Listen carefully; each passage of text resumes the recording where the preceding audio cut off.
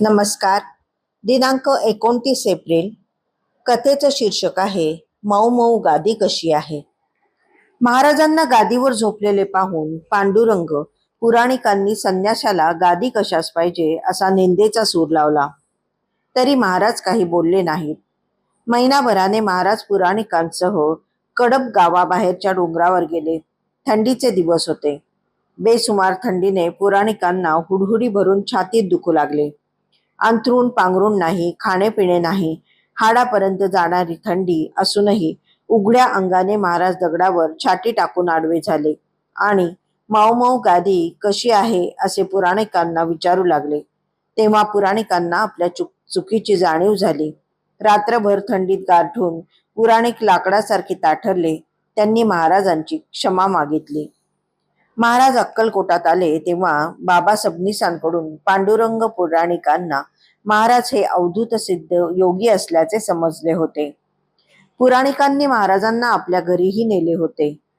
पण जेवताना महाराजांनी अर्ध्या लाडवावरून आकांड तांडव केले होते.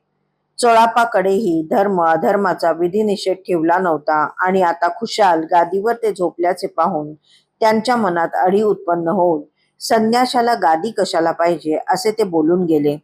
त्यावर महाराज काही बोलले नाहीत.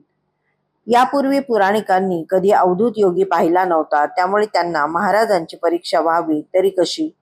प्रकृती विकार निश्चेच गेला.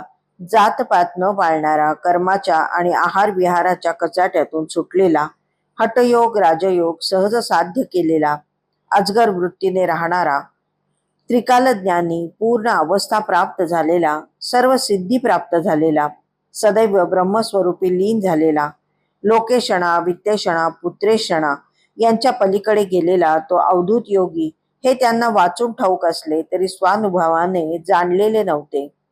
बरे संन्यासाची भगवी वस्त्रे, जटाजूट, राख, भस्म, धुनी, चिमटा, रुद्राक्षमाळा, काष्टदंड, डमरू, शैलशृंगी अशी योग्यांची संन्याशाची बाह्यता असणारी दिसणारी चिन्हेही महाराजांकडे नव्हती.